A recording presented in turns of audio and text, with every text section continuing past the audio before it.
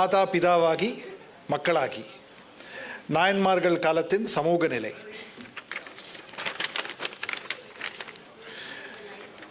இன்றைய பாரத பண்பாட்டிற்கு வித்திட்டது தமிழகத்தில் பொயு 5ஆம் நூற்றாண்டிற்கு பின் எழுந்த பக்தி இயக்கம். இவ்வியக்கத்தை பற்றி தெற்கிலும் வடக்கிலும் பேரறிஞர்கள் பல ஆய்வுகளை எழுதியுள்ளனர். இந்த பக்தி இயக்கத்தின் மையமாக சைவ சமயத்தின் 63 நாயன்மார்கள் விளங்குகின்றனர். காரைக்கால் அம்மையார் தொடங்கி சுந்தரமூர்த்தி நாயனார் வரையிலான இந்த நாயன்மார்கள் அவர்களுடைய கால சமூக சூழல் பற்றி இன்னும் விரிவான ஆய்வுகள் தமிழில் நடக்கவில்லை. மிக குறிப்பாக ஆளுடைய பிள்ளையார் ஆளுடைய அரசுகள் காலத்தில் தமிழகத்தில் சமண மதத்தின் நிலை என்ன என்பது பற்றிய ஆய்வுகள் எதுவும் நடக்கவில்லை. ஆய்வுகள் என்ற பெயரில் மிக மேலோட்டமான தகவல்களை சேகரித்து சைவ சமயத்தை இருட்டடிப்பு செய்யும் வேலைகளே மிக அதிக அளவில் நடந்து கொண்டிருக்கின்றன. இச்சூழலில் மூவர் முதலிகள் காலத்தில் தமிழகத்தில் என்ன விதமான அரசியல், சமூக, பொருளாதார சூழல் நிலவியது என்பதை ஆய்வு செய்வதன் தொடக்க புள்ளியே இந்த உரை. பேச்சாளரை பற்றிய ஒரு சிறிய அறிமுகம். திருநெல்வேலி அருகே உள்ள திருமங்கை நகர் என்னும் பேட்டை என்ற ஊரில் பிறந்தவர் திரு சௌந்தர சொக்கலிங்கம். நெல்லை சொக்கர் என்று அழைக்கப்படும் திரு சௌந்தர சொக்கலிங்கம் பொறியியலில் பட்டயப்படிப்பும் தமிழில் பட்டப்படிப்பும் முடித்த பின்னர் அச்சு மற்றும் காட்சி ஊடகத்துறையில் 14 ஆண்டுகள் பணிபுரிந்தவர். திருவாவடுதுறை ஆதீனத்தின் குலதெய்வமாக விளங்கும் ஸ்ரீமத் மாதவ சிவஞான சுவாமிகளின் மாணவ பரம்பரையில் வந்தவரும் சைவ சமயத்தின் அடையாளங்களை காக்க தனிநபராக போராடியவருமான சித்தாந்த பண்டித பூஷணம் சிவஸ்ரீ ஈஸ்வரமூர்த்தி பிள்ளை அவர்களின் மாணவரான சங்கரன் கோவில் ரத்னவேலன் அவர்களிடம் சைவ சித்தாந்த பாடம் கேட்டவர். 2021ஆம் ஆண்டு சிவஸ்ரீ ஈஸ்வரமூர்த்தி பிள்ளை அவர்களின் கட்டுரைகளை திரட்டி சைவ சமயத்தில் மொழிப்போர் நூலை வெளியிட்டவர். தினமலர் நாளிதழ் நிறுவனத்தின் ஆவண காப்பகத்தில் தற்போது தலைமை நூலகராக பணியாற்றி வருகிறார். செம்பொருள் ஆய்வு நூலகம் என்ற பெயரில் சைவ சமயத்திற்கான பிரத்யேக ஆய்வு நூலகம் அமைத்துள்ளார். சைவ சமயம் தொடர்பான ஆய்வுகளில் தற்போது ஈடுபட்டு வருகிறார். வாருங்கள் திரு சௌந்தர சொக்கலிங்கம். திருச்சிற்றம்பலம்.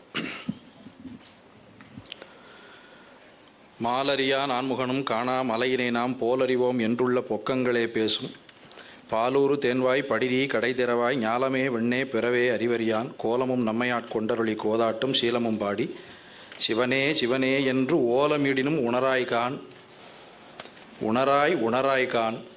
ஏலக்குழலி பரிசேலோர் எம்பாவாய். வேதப்பொருள் உணர்ந்தேம் மேவு சிவாகமத்தின் தீதில் பொருளும் தெளிந்துய்ந்தேம் ஏது குறை தெற்றிசூழ் சிங்கை சிவஞான மாமுடிவன் பொற்றாமரை அடிக்கள் பொக்கு. இப்போ என்னுடைய பேச்சு ஏற்கனவே பேசிட்டு போன ஐயாவினுடைய தொடர்ச்சியாக பரபக்கமாக கூட அமையலாம். ஆய்வு என்ற பெயரில் கந்தர்கோலமாக்குவது என்பது நமக்கு புதிதல்ல. ஆய்வு என்ற பெயரில் நம்ம மதத்தை அக்கு வேறு ஆணி வேறாக பிரித்து அதில் உள்ள ஒன்றுமே இல்லைன்னு காட்டுறதுல நம்மளை மாதிரி ஆர்வம் கொண்டவங்க யாருமே இல்லை. மேலை நாடுகளில் மதத்தின் மீது ஏற்பட்ட வெறுப்பு, அவங்க நிறைய மேற்கொண்ட டிப்ரெஷன்ஸ் அப்ரெஷன்ஸ் எல்லாமே சேர்த்து அவங்கள அந்த ஆய்வுக்கு தள்ளுச்சு.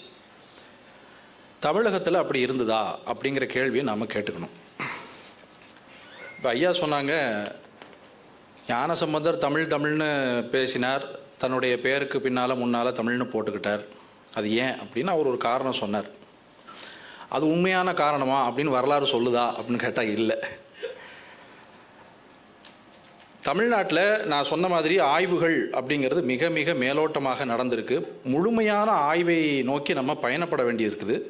நாம் இதுவரைக்கும் செய்த ஆய்வுகள் எல்லாமே ஒரு 25% கூட இல்லை. இன்னும் நம்ம 1920-30 செய்து கொண்ட ஆய்வுகளையே இன்றைய வரைக்கும் பேசி கொண்டிருக்கிறோம். 1980க்கு பிறகு கண்டுபிடிக்கப்பட்ட கல்வெட்டுகளை பற்றி இன்றைக்கு பேசுவாரே கிடையாது. அது நம்முடைய வரலாற்றை மாற்றி வச்சிருக்கு. அதனால் இப்போ நம்ம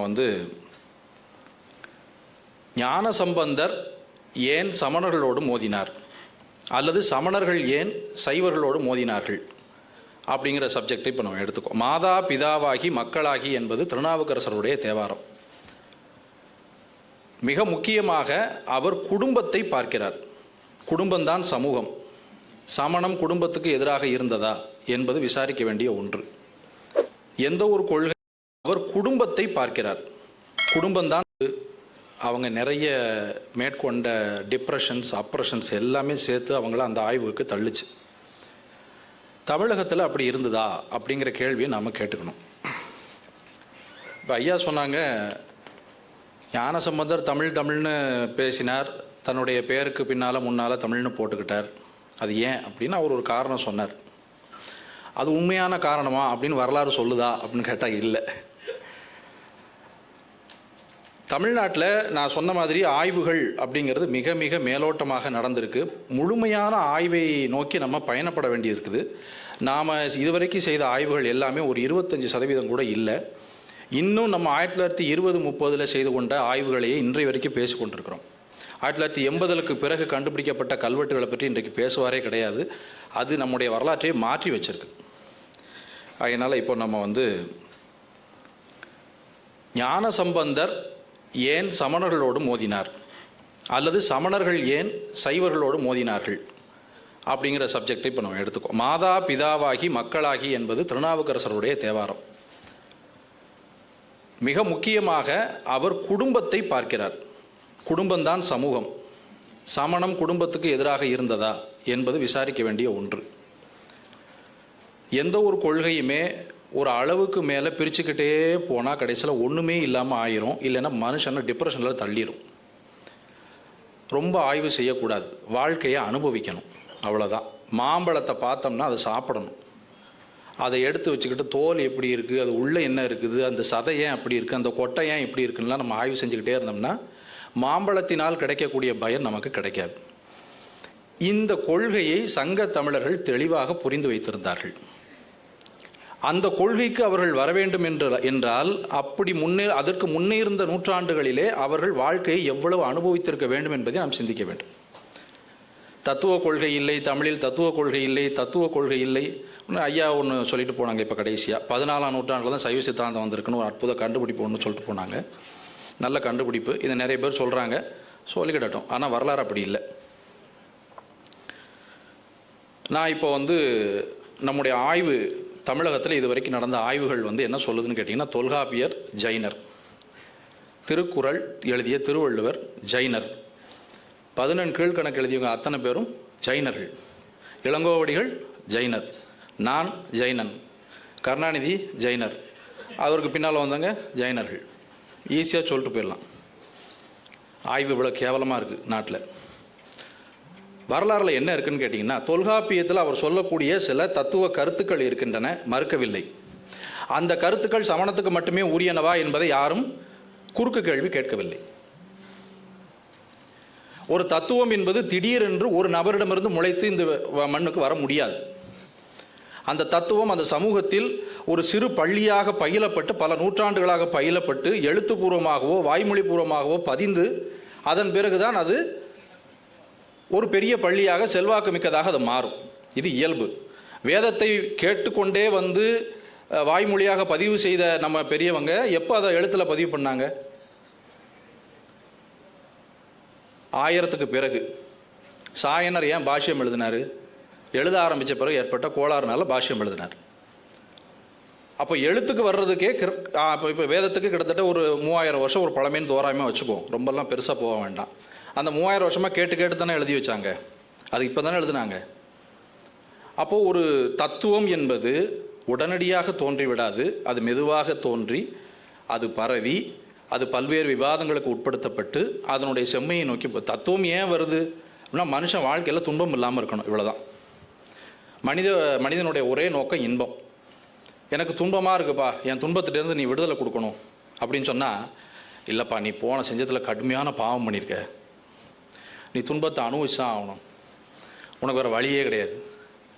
அடுத்த பிறவியில் வேணால் நீ என்ன செய்யலாம், இந்த துன்பத்துலேருந்து வெளியே வரலாம். அந்த துன்பத்துலேருந்து நீ வெளியே வர்றதுக்கு நீ என்ன செய்யணும் அப்படின்னா நான் சொல்கிறத செய். இதை சமணம் சொல்லியது. சைவம் அந்த இடத்தில் தான் வென்றது. இப்போ விஷயத்துக்கு வரும். தொல்காப்பியரை நான் விட்டுறேன். அவரை நான் ஜைனருங்கிற கோட்பாட்டை நான் ஏற்கலை. இது என்னுடைய கருத்து. இப்போ நான் பேச போகிறது முழுவதும் என்னுடைய கருத்து.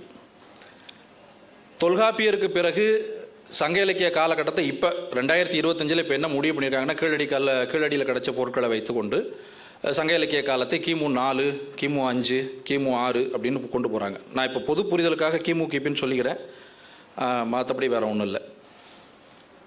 கிபிக்கு பிறகு ஏற்பட்ட காலகட்டத்தில் வரக்கூடிய சங்க இலக்கியம் நம்ம கிபி 3ன்னு வச்சுக்கோம். சங்க இலக்கியத்தினுடைய கடைசி சங்க காலகட்டத்தினுடைய கடைசி பகுதி கிபி 3. 4, 5, 6 இந்த நூற்றாண்டுகளில் தான் சிலப்பதிகாரம், மணிமேகலை, 14 கீழ்கணக்கு நூல்கள்னு இவங்க சொல்லியிருக்காங்க ஒரு கணக்கு. அது பொருந்துதா என்று முதல்ல பார்த்துருவோம்.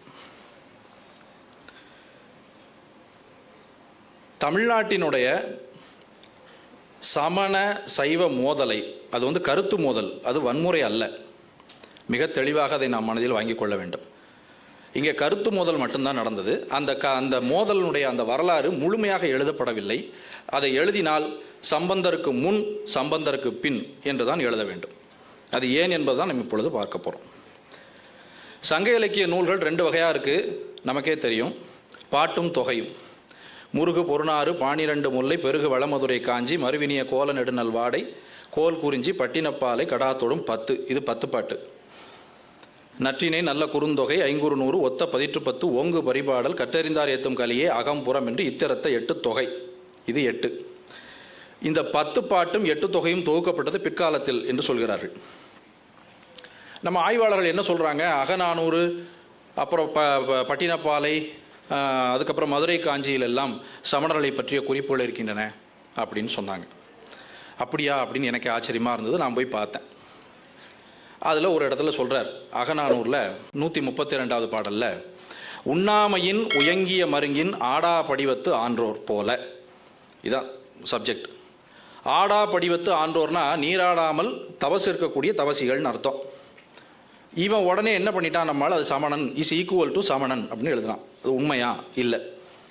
அந்த காலத்தில் தமிழ்நாட்டில் உலகம், உயிர், கடவுள் என்ற முப்பொருள்களை பற்றி ஆய்வு செய்யக்கூடிய பல்வேறு தத்துவ பள்ளிகள் இருந்திருக்கின்றன. அதில் சமணமும் ஒன்று. அது ஆசீவகமும் இருந்திருக்கலாம், வேறு சில தத்துவ பள்ளிகளும் இருந்திருக்கலாம். அதற்கெல்லாம் நமக்கு இன்று நேரடியாக கருதுகோள் நம்ம இதுதான் அப்படின்னு உறுதியாக சொல்வதற்கான ஆதாரங்கள் கிடைக்கவில்லை. ஆடா படிவம் என்ற ஒரு சொல்லை வைத்துக்கொண்டு சமணர்கள் என்று சொன்னால் அது முட்டாள்தனம். 2, இதில் நேரடியாகவே இருக்கு. இருஞ்சேராடிய கொடுங்கவுள் கயவாய் மாரி யானையின் மருங்குல் தீண்டி பொறியறை எமிர்ந்த புலற்காய் கொன்றை நீடிய சடையோடு ஆடாமேனி குன்றுரை தவசியர் போல. நீடிய சடையோடு ஆடாமேனி குன்றுரை தவசியர் போல பல உடன் என்று ஊழ் நீளிடை பொற்பத்தோன்றும் அப்படின்னு நற்றினை சொல்லுது. ஒரு கொன்றை மரத்தை தலைவன் பார்க்குறான். அந்த கொன்றை மரம் எப்படி இருக்குது, சரஞ்சரமாக தொங்குது. அது சரக்கொன்றை. அதில் யானை வந்து உறாஞ்சிக்கிட்டு போகுது. அது பார்த்தா அந்த ஒரு மிகப்பெரிய ஒரு தவசி ஒருத்தர் தலைவிரி கோலமாக ஜடையோடு இருக்கிறார், அப்படி போல இருக்குது. அப்படிப்பட்ட ஒரு கொன்றை மரம்னு தலைவன் சொல்கிறான். இதில் சமணத்தினுடைய குறியீடு எங்கே வருது? ஜடை வளர்த்தல் சமணத்தினுடைய அறிகுறி அல்ல என்பது சிறுபிள்ளைக்கு கூட தெரியும். இதை வந்து சமணத்தினுடைய அடையாளம் என்று ஒரு சில பேரறிஞர்கள் குறிப்பிட்டிருக்கிறார்கள் தம்முடைய ஆய்வில். அதுவும் அச்சு போட்டிருக்கிறாங்க ஒரு பெரிய பிரபல நிறுவனத்தில். மதுரை காஞ்சியில் ஒரு குறிப்பு வருது. வண்டுபட பழுனிய தேனா தோற்றத்து பூவும் புகையும் சாவகர் பழிச்ச சென்ற காலமும் வருவுமயமும். ஓகே, இந்த இடத்துல சாவகர்னு நேரடியான வார்த்தை வருகிறது. சமண சமயத்தில் இல்லறத்தில் இருக்கக்கூடிய சமண சமயிகளை சாவகர், சிராவகர் என்று சொல்வது வழக்கம். எனவே இங்கே சாவகர் என்று வருகிறது. இது சாவகர்னே வச்சுக்கலாம். இது ஒன்று தான் நமக்கு சமணத்தினுடைய நேரடி ஆதாரம். மதுரை காஞ்சியில் மட்டும்தான் இருக்கிறது என்பதை மனதில் கொள்ள வேண்டுகிறேன். பூலாங்குறிச்சி கல்வெட்டு, இது வந்து களப்பிரர் காலத்தை சேர்ந்தது. நமக்கு இப்போ 1, 2, 3 சங்ககால இலக்கியங்களில் நேரடியாக நாம் வந்து மனம் ஒப்புக்கொள்ளும்படியான நேரடி சான்றுகள் எதுவும் இல்லை சமண சமயத்தை பற்றி. அடுத்து களப்பிரர்களை பற்றி ஒரு பெரிய சர்ச்சை இன்று வரைக்கும் நடந்து கொண்டிருக்கிறது. களப்பிரர்கள் யார்? அவர்கள் சமண சமயத்தவர்களா அல்லது அவர்கள் வேறு எதுவுமா? அவர்கள் கர்நாடக தேசத்து வந்தவர்களா? எஸ் ராமச்சந்திரன் சார் சொல்கிற மாதிரி அவர்கள் வேளாளர்களா? இதெல்லாம் பல பிரச்சனைகள் ஓடிட்டுருக்கு. ஆனால் இந்த பூலாங்குறிச்சி கல்வெட்டு இது எல்லாத்தையும் உடைச்சிருது. அந்த பூலாங்குறிச்சி கல்வெட்டில் இருக்கக்கூடிய அந்த மன்னன் அவன் வந்து 2 தேவகுலங்கள் ஒரு தாபத பள்ளிக்கு அவன் வந்து இது கொடுக்குறான், தானம் கொடுக்குறான். அந்த கல்வெட்டில் தேவகுலம், தாபதப்பள்ளி, வாசிதேவனார் கோட்டம், விருமச்சாரிகள், தருமிகள் அப்படின்ற சம்ஸ்கிருத வார்த்தைகள் எல்லாம் வருது. இதில் வாசிதேவனார் கோட்டம் என்பதை சமணப்பள்ளியாக எடுக்க வேண்டுமா, வாசுதேவனார் என்று எடுத்துக்கொள்ள வேண்டுமா என்ற ஒரு சர்ச்சை இருக்கிறது. இதுவும் தொங்கலில் தான் இருக்குது, பூலாங்குறிச்சி கல்வெட்டு. ஆனால் களப்பிரர்கள் சமணர்கள் அல்ல, சமணர்கள் மட்டுமே அல்ல என்பதற்கான ஒரு ஆதாரம். அவர்கள் சமணர்கள் என்று சொன்னால் கூட சமய ஒரு அது என்ன சொல்வீங்க, சமய சார்பின்மை அல்லது நடுநிலைமையை மேற்கொண்ட ஒரு மன்னர்களாக அவர்கள் இருந்திருக்கிறார்கள் என்பதற்கு இது ஒரு சான்றாக இருக்கிறது. அடுத்து நம்ம ஆட்கள் என்ன சொல்கிறாங்க, 4-5ஆம் நூற்றாண்டுகளிலே சிலப்பதிகாரமும் மணிமேகலையும் இயற்றப்பட்டன அப்படிங்கிறத பல அறிஞர்கள், மாராசமாணிக்கனார் உட்பட எல்லாருமே சொல்கிறாங்க. அந்த காலத்தை மிக அருமையாக கேள்விக்கு உட்படுத்தக்கூடியவர் நம்முடைய வையாபுரி பிள்ளை மட்டும்தான். வையாபுரி பிள்ளையினுடைய ஆய்வுகள் இன்னும் முழுமையாக நாம் பரிசீலனை செய்ய வேண்டிய ஒரு இடத்துல இருக்குது. இதில் அவர் ஒரு விஷயத்தை சொல்கிறார். என்னென்னா, சிலப்பதிகாரத்துடைய காலத்தை நம்ம முடிவு பண்ணுவதற்கு கோவலனும் கண்ணகியும் காவிரி பூம்பட்டினத்திலிருந்து புறப்பட்ட போது அந்த காலம், மதுரை எரியுண்ட காலம், இவை எல்லாத்தையும் வச்சு பார்க்கும்பொழுது எல்டி சாமிகண்ணு பிள்ளைன்னு ஒருத்தர் இருந்தார். போன 20ஆம் நூற்றாண்டு ஆரம்பத்தில் அவர் மிகப்பெரிய ஒரு வானியல் ஒரு நிபுணராக இருந்தார். அவர் என்ன சொல்ல, அது கிபி 756 என்று சொல்கிறார். இது எந்த காலம்னா சுந்தரர் காலத்துக்கு பிறகு இந்த காலகட்டம். இதை மனசில் வச்சுக்கணும். அடுத்து சிலப்பதிகாரம் எதை பேசுகிறது அப்படின்னா, ஊழ்வினை உறுத்து ஊட்டும். இதான் சிலப்பதிகாரத்தினுடைய மைய கருத்து. மற்றதெல்லாம் அதை அப்புறம் வச்சுக்குவோம். வினை விளை காலமாதலின் யாவதும் சினையலர் வேம்பன் தேரானாகி, இது உள்ள வரக்கூடிய ஒரு வரி. உனக்கு வினை முதிரக்கூடிய காலம் விட்டது, அதனால் இப்படியெல்லாம் நடக்கிறது என்று சொல்கிறார்கள். உம்மை வினை உறுத்த காலை செம்மையிலோருக்கு செய்தவம் உதவாதுன்றான். மேலே வினை நீ செஞ்ச வினை செஞ்ச பாவம் வரும் பொழுது நீ என்னதான் தவம் பண்ணாலும் அது உனக்கு உதவாதுங்கிறான். இதை மனுஷன் ஏற்றுப்பானா, அடித்து விரட்டுவானா?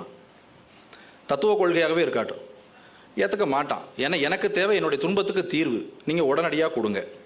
சமணம் அதை ஏற்றுக்கொள்ளவில்லை. எனவே இது வினை கொள்கையை மிகவும் வலியுறுத்தி சொல்கிறது சிலப்பதிகாரம். சிலப்பதிகாரத்தினுடைய காலகட்டம் 756 ஒட்டி வரக்கூடிய 8ஆம் நூற்றாண்டு என்பதை நாம் மனதில் வைத்துக் கொள்ள வேண்டும். அது கிபி 4-5ன்னு சொல்கிறாங்க. அது இல்லைங்கிறதுக்கான காரணத்தை அடுத்தக்கில் சொல்கிறேன். மணிமேகலையில் வரக்கூடிய தர்க்க பொருட்கள், அவர் பேசக்கூடிய சில தர்க்கமான விஷயங்கள் எல்லாமே 5ஆம் நூற்றாண்டில் இருக்கக்கூடிய புத்த மத நிபுணராகிய முனிவராகிய தின்னாகருடைய நியாயப்பிரவேசத்தை ஒட்டி வரக்கூடிய கருத்துக்கள் என்று வையாபுரி பிள்ளை பேசுகிறார். இதற்கு இதுவரை யாருமே மறுப்பு சொல்லலை. எந்த பேரறிஞரும் மணிமேகலுடைய காலத்தை நிர்ணயம் பண்ணும் பொழுது இந்த கருத்து அந்த கருத்து தானா என்று யாரும் அதை குறுக்கு விசாரணை செய்து இல்லை என்று மறுக்கவில்லை. மணிமேகலையில் வரக்கூடிய சிலப்பதிகாரத்தில் வரக்கூடிய இசை நிலை, நாட்டிய கலை, இவை எல்லாமே சம்பந்தர் முதலானவரோட காலத்தை அடுத்து காணப்படுவதற்கு பெரிதும் இயல்பு உண்டு என்று முதல்ல சொன்னவர் வையாபுரி பிள்ளை. பாட்டும் தொகையும் என்ற நூலில் மிக தெளிவாக சொல்கிறார்.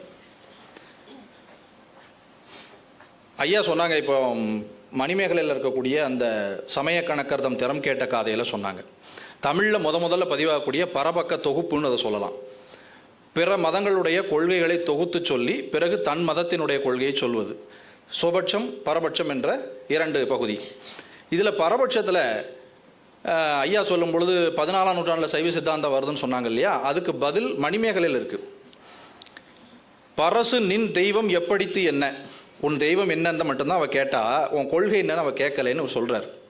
ஆனால் அவன் என்ன சொன்னான், இரு சுடரோடு இயமானன் 5 என்று 8 வகையும் உயிரும் யாக்கையுமாய் கட்டி நிற்போனும். அஷ்டமூர்த்த வடிவமாக இறைவன், பஞ்சபூதங்கள், சூரியன், சந்திரன், உயிர்கள் என்று 8 வடிவமாக. இயமானன்னா எஜமான்னு அர்த்தம். எஜமான்னா இங்கே உயிர்னு அர்த்தம். 8 விதமான பொருட்களாகவும் இறைவன் பரவி நிற்கிறான்.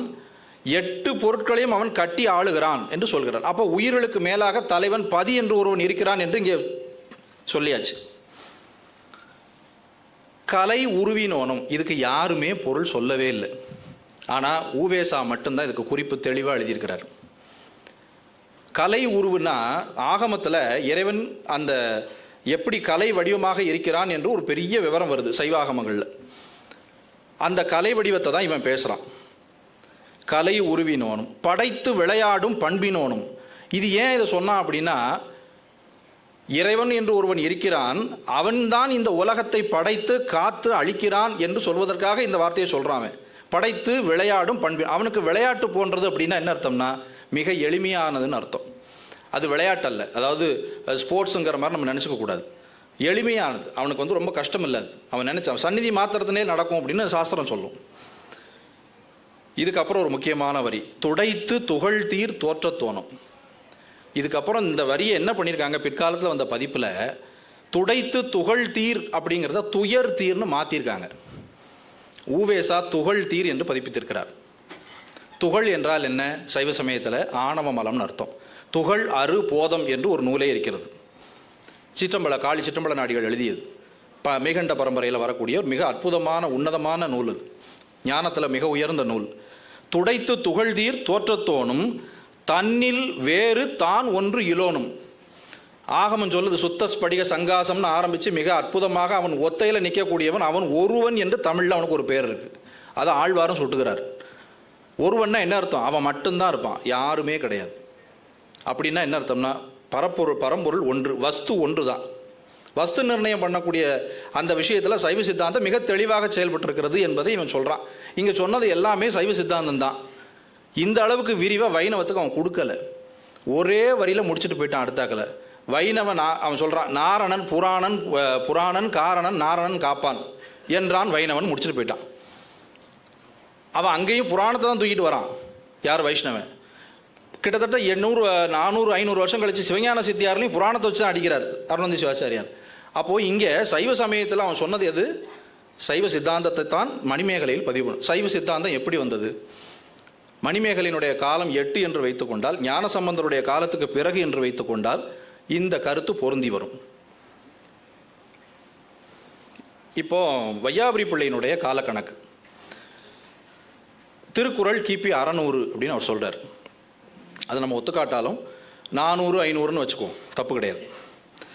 நாலடியார் திரிகடுகம் நான்மணி கடிகை பழமொழி, இந்த நாளும் 700 to 750 அப்படின்னு அவர் சொல்கிறார். அதுக்கு பிறகு இன்னா 40 5 50 5 70 மித்த 14 கீழ்கணக்கு நூல்கள் எல்லாமே வருது. இப்போது நாலடியார் பற்றி ஒரு பெரிய தடை நமக்கு இருக்கிறது. என்னென்னா, நாலடியார் என்பது எண்பெருங்குன்றத்து எண்ணாயிரவர்களும் எழுதிய ஒரு சமண பாடல்கள் என்று ஒரு கருத்து இருக்கிறது. இப்போ ஐயா ஒரு விஷயம் முக்கியமாக சொன்னாங்க, சமுதாயத்திற்கு ஒரு நல்ல நீதி நூல்கள் சொல்லும் பொழுது நம்ம வெண்பால் எழுதுறது வழக்கம்னாங்க. வெண்பா எப்போ வருது, சங்க இலக்கியங்கள் என்ன யாப்பில் இயன்றவை, வெண்பா யாப்பு எப்பொழுது வருகிறது என்று பார்த்தால் மிக தாமதமாக வருகிறது. 700 750 நாலடியாரில் மிக தெளிவாக 2 குறிப்பு நமக்கு இருக்கிறது. முத்தரையரை பற்றி 2 பாடல்கள் இருக்கிறது. முத்தரையருடைய காலம் 700 750, 650 750 காலகட்டம். 650 750 முத்தரையர் காலகட்டம் என்றால் அந்த காலகட்டத்தில் எழுதப்பட்ட நூலாகத்தான் நாலடியார் இருந்திருக்க வேண்டும்.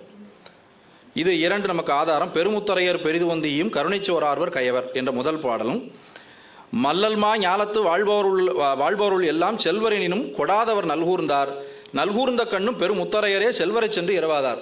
வறுமையில் இருந்த பொழுதும் பிறரை போய் கையேந்தி நிற்க மாட்டாங்க பெருமுத்தரையர்கள், அப்படிப்பட்ட வல்லன்மை உடையவர்கள் என்று அந்த பாடல் சொல்லுகிறது. இரண்டாவது, நாலடியாரில் ஜோதிடத்தை மறுக்கக்கூடிய ஒரு பாடல் இருக்கிறது என்று எஸ் ராமச்சந்திரன் அவர்கள் மேற்கோள் காண்பித்திருக்கிறார்கள். இதே மாதிரி சங்க இலக்கியங்களில் இல்லாத ஒரு கதை பழமொழி 400 வருது. சால மறைத்தோம்பி சான்றவர் கைகரப்ப காலை கழிந்ததன் பின்றையும் மேலை கறவை கன்று ஊர்ந்தானை தந்தையும் ஊர்ந்தான். இது மனுநீதி சோழனுடைய கதை. இது சங்க இலக்கியத்தில் பதிவாகலை, இது பின்னால் வருது. நாலடியார் களப்பிரர் காலகட்டத்தில் இயற்றப்பட்டதென்றால் 14 கீழ்கணக்கு நூல்களும் களப்பிரர் காலத்தில் இயற்றப்பட்டதென்றால் அந்த 14 கீழ்கணக்கு நூல்களில் ஏன் களப்பிரர்களை பற்றி பேச்சில்லை? இது முதல் கேள்வி. சிலப்பதிகாரமும் மணிமேகலையும் 4-5 நூற்றாண்டுகளில் இயற்றப்பட்டிருந்தால் ஏன் அதில் களப்பிரர்களை பற்றி பேச்சில்லை? அது சேர சோழ பாண்டிய மன்னர்கள் என்ற மூவேந்தர்களை பற்றி மட்டும்தான் பேசுகிறது. கொடும் கருநாடர் என்ற ஒரே ஒரு வார்த்தை மட்டும் சிலப்பதிகாரத்தில் பதிவாகிறது. அந்த கொடும் கருநாடர் என்பவர்கள் களப்பிரர்கள் தானா? ஆட்சியில் இருப்பவர்களை பற்றி ஒரே ஒரு சொல்லில் சொல்லி முடித்துவிட்டு போக முடியுமா ஒரு காப்பியம்? இந்த கேள்விகளுக்கெல்லாம் இன்று விடையில்லை. ஆகையினால் வையாபுரி பிள்ளையினுடைய காலகட்டம் மிக அற்புதமாக பொருந்தி வந்திருக்கிறது. இது ஏன் என்றது நான் பின்னால் அடுத்தாக்கில் விளக்குறேன். யாப்பருங்கல விருத்தியில் நாலடியாரை பற்றி வரும்பொழுது ஒரு வரி வருகிறது, நக்கீரர் 4 அடி 400 வண்ணத்தால் வருவனவும். நாலடியாருக்கு முன்னால் நக்கீரர் என்ற ஒரு வார்த்தை இருக்கிறது. ஆனால் இது வேறொரு பிரதியில் இல்லை என்று வையாபுரி பிள்ளை பதிவு பண்ணியிருக்கிறார். திருநெல்வேலி நெல்லையப்ப கவிராயருடைய வீட்டு பிரதியில் அது பதிவாகவில்லை என்று சொல்லிட்டு அவரே வையாபுரி பிள்ளை இன்னொன்று சொல்லுகிறார், யாப்பருங்கால விருத்திக்கு செம்பதிப்பு வந்தால் மட்டும்தான் இதுக்கு தீர்வு கிடைக்குங்கிறார். யாப்பருங்கால விருத்திக்கு மட்டுமில்லை, நம்முடைய சங்க இலக்கியங்கள் அனைத்துக்குமே செம்பதிப்பு வந்தால் தான் பல விஷயங்களுக்கு தீர்வு கிடைக்கும். அது என்னைக்கு நடக்கும்னு நமக்கு தெரியாது. இனியவை 40 நூலில் பிரம்மாவோட வணக்கம் இருக்குங்கிறார் அவர் வையாபுரி பிள்ளை. பிரம்மாவினுடைய வழிபாடு இவர் 7ன்னு சொல்கிறார். நீங்கள் தோராயமாக 5ன்னு வச்சுக்கிட்டா கூட 5, 6, 7க்கு பிறகு தான் பிரம்மாவினுடைய வணக்கம் வருகிறது. மாமல்லபுரம் தர்மராஜா குடைவரை கோயிலில் ஒரு பிரம்மாவினுடைய சிற்பம் இருக்கிறது. அது தமிழகத்தினுடைய முதல் சிற்பமாக இருக்கலாம் என்று குறிப்பிடுகிறார். அதற்கு முந்தி பிரம்மாவினுடைய சிற்பம் எதுவும் இருக்கிறதா, கிடைத்திருக்கிறதா என்று எனக்கு தெரியவில்லை. ஆனால் வையாபுரி பிள்ளை சொல்வது 100% பொருந்திருக்கிறது என்று நான் கருதுகிறேன். 14 கீழ்கணக்கு நூல்களில் நாலடியார், திணைமாலை 150, பழமொழி 400, சிறுபஞ்ச மூலம், ஏலாதி, இந்த 5 நூல்கள் மட்டும்தான் சமணர்களால் இயற்றப்பட்டவை. மீதி அனைத்தும் சமணர்கள் அல்லாதவர்களால் இயற்றப்பட்டவை. இதில் ஆச்சார கோவையெல்லாம் வருது. இந்த ஆச்சார கோவையெல்லாம் எப்படிப்பட்ட நூல் என்பதை வையாபுரி பிள்ளை மிக தெளிவாக சொல்லியிருக்கிறார். பல்வேறு ஸ்மிருதிகளினுடைய சாரங்களை எடுத்து தொகுத்து அந்த ஆச்சார கோவை எழுதப்பட்டிருக்கிறது என்பதை தெளிவாக வகுத்திருக்கிறார். ஸ்மிருதிகளினுடைய தாக்கம் தமிழ்நாட்டில் எப்பொழுது ஏற்பட்டது? களப்பிரர்கள் காலத்தில் ஏற்பட்டிருக்க வாய்ப்பு இருக்குமா? களப்பிரர்கள் சமணர்கள் என்று சொன்னால் அவர்கள் காலத்தில் ஸ்மிருதிகள் உள்ளே செல்வாக்கு செலுத்தியிருக்க முடியுமா என்ற கேள்வி நமக்கு வருகிறது. அதுவும் நமக்கு பொருந்தாது. சங்க இலக்கியத்தில் வையாபுரி பிள்ளை கவனித்த ஒரு முக்கியமான ஒரு குறிப்பை அவர் சொல்லுகிறார். என்னன்னா, வினை கொள்கை கடுமையாக இல்லை. சமணர்கள்ட்ட இருக்கக்கூடிய ஒரு மிகப்பெரிய அற்புதமான ஒரு அவங்களுடைய அடித்தளம் என்னவென்றால், தத்துவ அடித்தளம் என்றால் வினை கொள்கை கடுமையானது. நீங்கள் இந்த பிறவியில், போன பிறவியில் செஞ்ச பாவத்துக்கு இந்த பிறவியில் அனுபவித்தே தீர வேண்டும். அதிலிருந்து தப்பிக்கவே முடியாது. இந்த அனுபவித்து கொண்டே நீங்கள் நல்லன செய்ய வேண்டும். நற்காட்சி, நல் ஞானமெல்லாம் நீங்கள் வச்சுக்கணும். அப்படி வச்சுக்கிட்டீங்கன்னா தான் அடுத்த பிறவி நல்ல பிறவியாக அமையும் என்று அவர்கள் சொல்லுகிறார்கள். புறநானூற்றில் ஒருத்தன் ஒரு கேள்வி கேட்குறான். 134வது பாடலில் ஆய் அரசனை பற்றி, இம்மை செய்தது மறுமைக்கு ஆம் என்னும் அறவிலை வணிகன் ஆய் அலன். மிக தெளிவாக அடிச்சிட்டான். இந்த பிறவியில் நான் செய்கிறது எனக்கு மறுமைக்கு ஆகும் அப்படின்னு சொல்லிட்டு தர்மம் செய்யக்கூடிய மன்னன் ஆய் இல்லை. அவன் என்ன செய்கிறான்? பிறரும் சான்றோர் சென்ற நெறியென ஆங்குபட்டன்று அவன் கை வன்மையே. என்னுடைய முன்னோர்கள் இந்த கொடையை செய்தார்கள், நானும் அந்த கொடையை செய்கிறேன், அவ்வளவுதான். நான் இதை செய்தால் அடுத்த பிறவியில் எனக்கு தீர்வு கிடைக்கும் என்பதற்காக நான் இதை செய்யவில்லை என்று அவன் வினை கொள்கையை சாடுகிறான். இந்த வினை கொள்கையை சாடக்கூடிய கொள்கை புறநானூற்றில் பதிவாகிறது என்றால் அந்த காலத்தில் சமணம் எப்படி இருந்திருக்கும், என்ன நிலையில் இருந்திருக்கும் என்று நான் கேட்கிறேன். சமணம் இல்லவே இல்லை என்று நான் சாதிக்கவில்லை. ஆனால் சமணத்தினுடைய செல்வாக்கு என்ன நிலையில் இருந்தது என்பது நாம் யோசிக்க வேண்டிய ஒரு பொருள். வையாபுரி பிள்ளை மிக தெளிவாக ஒரு விஷயத்தில் சொல்கிறாரு. தமிழ்நாட்டில் மிக அதிக அளவில் ஜைன சமயம் ஒழுக்கத்தை வலியுறுத்தி வந்தது. அந்த ஒழுக்கத்தை வலியுறுத்தி வரக்கூடிய ஒரு காலகட்டத்துக்கு பிறகு அவங்க என்ன செய்கிறாங்க? கர்ம கோட்பாடுகளை பற்றி மிக அருமையாக அவங்க விரிவாக ஆராய்வு செய்கிறாங்க. இந்த ஆய்வுகள் எல்லாமே ஞானசம்பந்தர் காலத்துக்கு பிறகுதான் கூர்மை பெறுகின்றன அப்படிங்கிறார் அவர். அவர்களுடைய வடமொழி வரலாறு, அத்தமாகதி வரலாறு எடுத்து பார்த்தா கூட அவங்க 4, 5ஆம் நூற்றாண்டுகளில் தான் அவர்கள் என்ன செய்கிறார்கள்? தங்களுடைய மூல நூல்களையே தொகுக்கிறார்கள். அது குஜராத்தில் வல்லபிங்கிற இடத்துல நடக்குது. அப்போ எப்படி அவன் 4, 5ஆம் நூற்றாண்டில் தமிழ்நாட்டில் அவன் பெரிய அளவில் அவன் கோல வச்சிருக்க முடியும் அப்படிங்கிற ஒரு கேள்வி வருது நமக்கு. 2 பிரிவு இருக்குது. திகம்பரம், சுவேதாம்பரம் என்ற 2 பிரிவு இருக்கிறது. சுவேதாம்பரர்கள் பார்ஸ்வநாதர் வழியில் வந்தவர்கள் என்றும், திகம்பரர்கள் மகாவீரர் வழியில் வந்தவர்கள் என்றும் அவர்கள் சொல்கிறாங்க. அவங்களுடைய கொள்கைகளை அவர்கள் ஆகமங்கள் என்று சொல்கிறார்கள். புத்தருடைய மொழியாக பாலி மொழி அறியப்படுவது போல் மகாவீரருடைய மொழியாக அர்த்தமாகதி அறியப்படுகிறது. அர்த்தமாகதியில் தொகுக்கப்பட்ட நூல்கள் எல்லாமே, சொல்லப்பட்ட நூல்கள் எல்லாமே நேரடி நூல்கள் அல்ல என்று ஆங்கில ஆய்வாளர்களும் நம் உள்ளூர் ஆய்வாளர்களும் தெளிவாக சொல்லிட்டாங்க. அவை எப்படி இருக்கிறது என்றால், திரிபடங்களை பார்த்து போல செய்தது போல் இருக்கிறது என்கிறார்கள். அவன் திரிபடம்னு ஒன்று பண்ணிட்டான், நம்ம அவசரமாக ஏதாவது ஒன்று பண்ணணும் அப்படின்னு சொல்லிட்டு இருக்கிறத அப்படியே தொகுத்துட்டாங்க. இதை அவங்க சமணர்கள் ஏற்றுக்கொள்வதில்லை. அவங்க ஆச்சாராங்கம், பகவதி சூத்திரம் இதையெல்லாம் நாங்கள் 5ஆம் நூற்றாண்டில் தான் தொகுத்தோம். திகம்பரர்கள் மிக முக்கியமான ஒரு கொள்கை வைத்திருக்கிறார்கள். எங்களுடைய நூல்கள் எல்லாம் எப்போவோ அழிந்து போய்விட்டன. இந்த கொள்கையை அவன் தெளிவாக வச்சிருக்கிறான். சுவேதாம்பரர்கள் அதை ஏற்றுக்கொள்வதில்லை. ஜைன சமயத்திலே 4 வகை பிரிவுகள் உள்ளே இருக்கின்றன. ஒன்று நமக்கு தெரிந்த திகம்பரம், சுவேதாம்பரம், 3வது ஸ்தானவாசகம், 4வது யாப்பனியம். இந்த ஸ்தானவாசகர்கள் என்பவர்கள் உருவ வழிபாடை மேற்கொள்ளாதவர்கள். யாப்பனியம் நமக்கு நம்மளை மாதிரியே இருப்பான். அவன் எல்லா சிலையும் வச்சுக்குவான், எல்லா மந்திர தந்திரமும் செய்வான். யாப்பனியம் இவன் பின்னால் வரான், 10ஆம் நூற்றாண்டுக்கு பிறகு தமிழ்நாட்டுக்குள்ளே வரான். ஸ்தானவாசிகர்கள் அந்த மூல நூல்களை உருவம் இல்லாத நிலையில் வழிபடக்கூடியவர்கள். சுவேதாம்பரர்கள் இந்த ஆகமங்களை உருவ நிலையில் வழிபடக்கூடியவர்கள். அதாவது இந்த நூல்களுக்கே ஒரு உருவம் கொடுத்து வழிபடுறாங்க. இதான் பின்னால் ஜனவாணின்னு வருது, சரஸ்வதி என்று வருகிறது.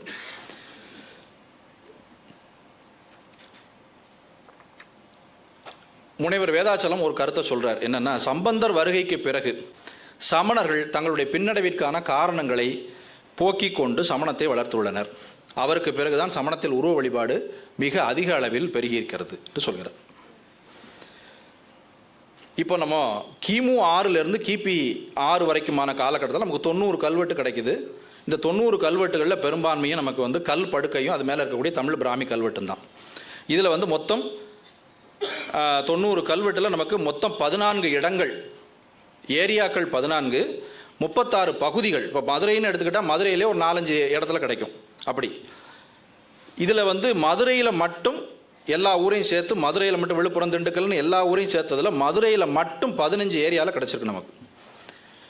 இதில் இந்த மதுரையில் கிடைச்ச கல்வெட்டினுடைய காலம் கிமு 2லேருந்து கிபி 1 வரைக்கும் தான். இது ஒரு தகவல். இந்த தகவல் ஏன் அப்படின்னா, அந்த மாங்குளம் கல்வெட்டில் அது ஒரு உதாரணத்துக்கு நான் சொல்கிறேன். சிறீகு, இகுவன், தம், அசீதன், கனி, வெசன், விசீவன் என்ற பாகத சொற்கள் புழங்குகின்றன. கிபி 6 வரைக்கும் கண்டெடுக்கப்பட்ட எந்த தமிழ் பிராமி கல்வெட்டுகள்லையும் நேரடியான தமிழ் வார்த்தைகள் கொடுப்பித்தவன் அப்படிங்கிற 1-2 சொற்களை தவிர மீதி எல்லாம் பெயர் சொற்கள் அனைத்துமே பாகத சொற்களாக இருக்கின்றன. அதாவது பிராகிருத சொற்களாக இருக்கின்றன என்பது இங்கே கவனிக்க வேண்டியது. இப்போ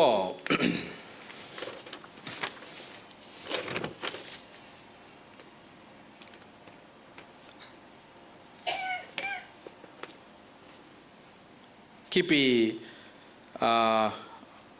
9ஆம் நூற்றாண்டில் எழுதப்பட்ட சன்மதி சூத்திரம் என்று ஒரு நூல். இந்த நூலை மூக்கு ஜெகநாதராஜா தமிழிலே மொழிபெயர்த்து அவர்களுடைய சமண நூல் சொல்கிறார். அதில் அதனுடைய முன்னுரையில் ஒரு சில விஷயங்களை ரொம்ப தெளிவாக அவர் வலியுறுத்துறார். என்னென்னா, சமணத்தில் அறிவுக்கும் அறத்திற்கும் தான் முதலிடம். மகாவீரருக்கு கூட முதலிடம் கிடையாது. அறம் என்றால் என்ன? கொல்லாமை பிரதான அறம் அவங்களுக்கு. இந்த கொல்லாமை என்ற ஒன்றை வைத்து கொண்டு தான் அவர்கள் தங்களுடைய சக்கரத்தை நாடு முழுக்க சுழற்றினார்கள். அது பாரத தேசத்தை ஒரு பெரிய திருப்பியது என்பது எல்லோருக்கும் தெரியும். வட இந்தியாவில் இந்த கொல்லாமை என்பது பௌத்தத்திற்கும் சமணத்திற்கும் எவ்வளவு பெரிய போரையே உருவாக்கியது என்பதும் வரலாறு. சமணத்தினுடைய மிக முக்கியமான கொள்கை அநேகாந்தவாதம் என்று சொல்லக்கூடிய சியாத்வாதம். இந்த சியாத்வாதத்தில் அவங்க என்ன சொல்கிறாங்க, ஒரு உண்மை என்பது ஒரு பொருள் அல்ல, ஒரு கோணத்தில் பார்க்க முடியாது, அதை ஒரு 360 டிகிரியில் நீங்கள் பார்க்கலாம் அப்படின்னு சொல்லிட்டு அந்த 360 டிகிரியை 7ஆக பகுத்துக்கலாம் அப்படிங்கிறாங்க. என்னென்னா, இருக்கலாம், இல்லாமலும் இருக்கலாம், இல்லாமலும் இருக்கலாம், விளக்க முடியாததாகலாம், உள்ளது என விளக்க முடியாததாகலாம், இல்லது என விளக்க முடியாததாகலாம், உள்ளது இல்லது என விளக்க முடியாததாகலாம். சப்தபங்கி நியாயம். எஸ், இது சப்தபங்கின்னு ஒரு பேர் உண்டதுக்கு. ஆனால் அவங்க சொல்கிறது சியாத்வாதம் உண்டு. அது ரெண்டு பேர் உண்டு. சப்தபங்கி நயம் என்றும் இதுக்கு பேர் உண்டு. இப்போ விஷயத்துக்கு வருவோம். இப்போ இதுவரைக்கும் நான் சொன்ன கருத்தினுடைய சாராம்சம் என்ன அப்படின்னு கேட்டிங்கன்னா, கிபி 1லிருந்து கிபி 5 வரையிலான காலகட்டத்தில் தமிழ்நாட்டில் சமணம் என்பது ஒரு மிக சாதாரணமான அளவில் ஒரு மதமாக வளர்ந்து 5க்கு பிறகு அது ஒரு வேகத்தை எடுக்கிறது என்று நாம் கருதி கொள்ளலாம். சங்க காலத்திலும் சரி, அதற்கு பின்னால் சம்பந்தர் காலம் வரையிலும் சரி, தமிழ்நாட்டிலே எல்லா விதமான மதங்களும் அமைதியாக சமூக நல்லிணக்கத்தோடு இருந்தன என்பதை நாம் உறுதியாக சொல்ல முடியும். ஒருத்தருக்கு ஒருத்தர் சண்டையிட்டு கொண்டார்கள், ஒருத்தருக்கு ஒருத்தர் போரிட்டு கொண்டார்கள் என்று எந்த விதமான சான்றுகளும் நமக்கு இல்லை. தர்மம் செய்வதில் எல்லா மதங்களும் உறுதியாக இருந்தன, அதிலும் மாற்று கருத்து இல்லை. இந்த கொள்கைகளெல்லாம் நம்ம ஞாபகம் வச்சுக்கணும். இதுக்கு பிறகு மிக முக்கியமாக ஐயா ரகுராமன் அவர்கள் சொல்லும் பொழுது சம்பந்தர் தமிழில் சில முக்கியமான முன்னெடுப்புகளை எடுத்தார் என்று சொல்கிறார் அல்லவா, அது மிக முக்கியமான ஒரு பாயிண்ட். அதை ஏன் சமணர்கள் செய்யவில்லை சம்பந்தருக்கு முன்பு என்ற ஒரு கேள்வி வருகிறது. அதான் சிலப்பதிகாரம் இருக்கேன்னு நம்ம ஒரு கேள்விக்கு போகிறோம். சிலப்பதிகாரம் நீண்ட நெடிய அகவல் பாவால் ஆகியது. மணிமேகலையும் அப்படித்தான், அவங்க எந்த விதமான புதுசும் செய்யலை. ரெண்டாவது, கலைக்கும் பெண்களுக்கும் சமணர்கள் எதிரானவர்கள் என்ற ஒரு கொள்கை இருக்கிறது. அது சமணர்கள் இன்றைய சமணர்கள்ட்ட கேட்டால் அப்படி இல்லைன்னு சொல்கிறாங்க. ஆனால் கலைக்கு அவர்கள் எதிரோ இல்லையோ, ஆனால் பெண்களுக்கு அவருடைய கருத்துக்கள் எதிரானவை என்பது மிக தெளிவு. ஏனென்றால் அவர்கள் சொல்லக்கூடிய அந்த கடுமையான விரதங்கள் இருக்கிறது அல்லவா, அவற்றை பெண்களால் அனுஷ்டிக்க முடியாது.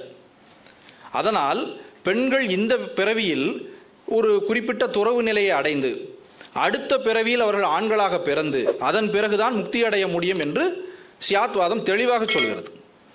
அது பெண்களை மட்டப்படுத்துகிறது என்று நாம் கருதி கொள்ள வேண்டிய அவசியம் இல்லை. அவர்கள் உடல் சார்ந்து அதை பேசுகிறார்கள். இந்த கொள்கையை கொண்டு தமிழ்நாட்டில் அவங்க பேசினாங்கன்னா எந்த அளவுக்கு மக்களுடைய வரவேற்பு இருக்குங்கிறத உங்கள் சிந்தனைக்கு நான் விட்டுறேன். இதை மீறி தமிழ்நாட்டில் சமணம் பல்வேறு இடங்களில் வளர்ந்தது உண்மை. ஏனென்றால் தமிழ் மக்கள் எல்லா தத்துவங்களையும் வரவேற்கக்கூடிய தன்மை கொண்டவர்கள், அதில் மாற்று கருத்து இல்லை. அதே நேரத்தில் நமக்கு ஒரு கற்பனை இருக்கிறது. சமணர்கள் என்று சொன்ன உடனே அவர்கள் தமிழ்நாடு முழுக்க வியாபித்து அரக்கர்கள் போல் எல்லாரையும் அழித்து கொண்டிருந்தார்கள், அப்படியெல்லாம் இல்லை. அவங்க அந்தந்த பகுதியில் குழு குழுவாக இருந்தாங்க. காஞ்சிபுரத்தில் இருந்தாங்க, நடுநாட்டில் இருந்தாங்க, பாண்டி நாட்டில் மதுரையில் இருந்தாங்க, தெற்கே கன்னியாகுமரியிலையும் இருந்தாங்க. அவங்க வாழ்க்கை அமைதியாக போயிட்டு இருந்தது. இப்போது அவங்க தமிழுக்கு தொண்டு செய்தார்கள். இப்போ உதாரணத்துக்கு இப்போ நமக்கு தொண்டுங்கிற வார்த்தை ரொம்ப முக்கியமான ஒரு வார்த்தை தமிழில். இப்போ கிறிஸ்தவர்கள் தமிழுக்கு தொண்டு செய்தார்கள், இஸ்லாமியர்கள் தமிழுக்கு தொண்டு செய்தார்கள் அப்படிலாம் சொல்லுவோம். அதில் நமக்கு முதல்ல ஆரம்பித்தது சமணர்கள் தான். சமணர்கள் எவ்வளோ பெரிய தொண்டு பண்ணியிருக்காங்க தெரியுமா அப்படின்னு நம்ம ஆய்வாளர் பேசுவான். என்ன சொல்லியிருக்காங்க, என்ன செஞ்சுருக்காங்கப்பா அப்படின்னு கேட்டால், எவ்வளோ இலக்கண நூல் எழுதியிருக்கான் பார், சரி அப்புறம் எவ்வளோ நீதி நூல் எழுதியிருக்கான், சரி அப்புறம் சத்தம் இருக்காது. இலக்கணமும் நீதி நூல்களும் துறவுக்கு உதவக்கூடியவை, அவை கணக்கு சார்ந்தவை. அவன் உணர்வுக்கு இடம் அளிக்கவில்லை என்பதற்கு அது தெளிவு. நிகண்டுகள் கூட 7ஆம் நூற்றாண்டுக்கு பிறகு, பிங்களந்தையே முதல்ல 7ஆம் நூற்றாண்டுக்கு பிறகு தான் வருகிறது. பிங்களந்தையில் சிவன் இந்த சிவபெருமானை பற்றிய வார்த்தைகள் எல்லாத்தையுமே அவர்கள் சமணர்கள் என்று சொல்கிறார்கள். இப்போ இவ்வளவு தொகுத்து பார்க்கும் பொழுது சமணர்களுடைய காலகட்டம் என்பது கிபி 1லிருந்து 6 வரைக்கும் மிக சாதாரணமான ஒரு வளர்ச்சியான ஒரு காலகட்டத்தில் இருந்திருக்கிறது. அதே நேரத்தில் அவர்கள் தமிழ் மொழியை ஆதரிக்கவில்லை. தமிழ் மொழியை அவர்கள் ஆதரித்திருந்தால் அவருடைய படுக்கைகளிலே நல்ல தமிழ் சொற்கள் காண கிடைத்திருக்கும். எங்கேயுமே இல்லை. பெயர் சொல் இல்லை, பெயர் சொல் தமிழில் இல்லை. அவர்கள் அந்த தானத்தை அனுபவித்த துறவிகளாகட்டும், அந்த தானத்தை கொடுத்தவர்களாகட்டும், இவர்கள் 2 பேருமே வணிக சமுதாயத்தைச் சேர்ந்தவர்களாக இருக்கிறார்கள். சமணம் விவசாயத்துக்கு எதிரானது என்ற ஒரு கருத்தும் இருக்கிறது. அதை அவர்களே ஒப்புக்கொள்கிறார்கள். சமணம் விவசாயத்துக்கு அனுமதிக்கிறது இல்லை, அது புழு பூச்சியெல்லாம் செத்து போயிடும்ன்றோம், அதனால் அவன் அனுமதிக்கிறது. அப்புறம் வாணிகம் மட்டும் எங்கேருந்து நடக்கும் அப்படின்னு ஒரு கேள்வி வருது. அதுக்குள்ளே நான் போக விரும்பலை. அதனால் இது என்ன சொல்கிறான், அவன் இந்த கொள்கை பெண்களுக்கு எதிரானது, அவன் இதெல்லாம் சொல்கிறான். அப்போ மொழி என்று வரும் பொழுது அவன் என்ன நினைக்கிறான், என்னுடைய மூல மொழியான அர்த்தமாகதியில் நான் பேசினாலே மக்கள் புரிந்து கொள்வார்கள், அதுவே போதுமானது என்று நினைக்கிறான். இந்த இடத்துக்கு தான் நம்ம இப்போ வர்றோம். என்ன செய்கிறோம் அப்படின்னா, மதுரையில் அன்றைய பாண்டிய மன்னனை கைப்பற்றி இருந்த ஜைனர்கள் பாகத மொழி பேசக்கூடியவர்கள். அவர்கள் தமிழ் ஆர்வலர்களும் அல்ல, அவர்கள் தமிழ் சமணர்களும் அல்ல. ஒரு சிலர் சொல்கிறார்கள் அவருடைய ரிச்சுவல் லாங்குவேஜ் என்பது பாகதமாக இருக்கலாம், அவர்கள் தமிழ் சமணர்களாக கூட இருந்திருக்கலாமே அப்படின்னு கேட்கிறார்கள். பின்னால் வந்த சமணர்கள் தங்களுடைய கொள்கையை ஏன் தமிழில் மொழிபெயர்த்தார்கள்? அதை ஏன் முன்னால் இருந்த சமணர்கள் ஏன் செய்யவில்லை என்ற ஒரு கேள்வி வருகிறது. பின்னால் வந்த சீவக சிந்தாமணி தமிழ்நாட்டினுடைய களவு பண்பாடு, அந்த சங்ககால இலக்கிய பண்பாட்டை அப்படியே உள்வாங்கி செய்யப்படுகிறது. அது யார் அடித்த அடியினுடைய விளைவு? சங்ககாலத்தினுடைய பண்பாட்டை சமணர்கள் நிராகரிக்கிறார்கள். எஸ்ராம் சந்திரனையா மிக முக்கியமான ஒரு குறிப்பு கொடுத்தார். என்னென்னா, குன்றக்குறவையில் ஒரு வரி வருது, பெருக நல்மணம் விடு பிழை மனம் இன்னொரு வருது. முருகப்பெருமானை நான் கூப்பிடுறேன், அவன்கிட்ட நான் சில வரங்கள் கேட்குறேன். அந்த வரங்களை நான் கேட்கும் பொழுது அவர் என்ன சொல்கிறாரு, எனக்கு இந்த வரியை சொல்கிறார் அவர், பெருக நல் மனம் விடுக பிழை மனம். பிழை மனம்னா என்ன? களவு மனம் என்ற ஒரு பொருள் கொள்கிறார். களவை அவர்கள் ஆதரிக்கவில்லை. உடல் சார்ந்த ஒழுக்கம், மனம் சார்ந்த ஒழுக்கம், இந்த இரண்டையும் சமணம் மிக மிக வலியுறுத்தி பேசுகிறது. அதுக்கு தான் அவன் எல்லா கடுமையான விரதங்களையும் வைக்கிறான். இப்போ ஞானசம்பந்த பெருமான் மதுரைக்கு வரும் பொழுது அங்கு இருந்த சமணர்களை அவர் ஏன் வெல்ல வேண்டும் என்ற ஒரு கேள்வி வருகிறது. ஞானசம்பந்தர் தம்முடைய பதிகங்கள் முழுக்க சமணர்களை கடுமையாக விமர்சிக்கிறார். என்ன விமர்சனம், அன்ன விமர்சனம் இல்லை, கடுமையாக விமர்சிக்கிறார். மிக முக்கியமாக அவங்கள சொல்லும் பொழுது தன்னுடைய பதிகத்தில் அவர் 2 பேரை சேர்த்தே சொல்கிறார். யாரை?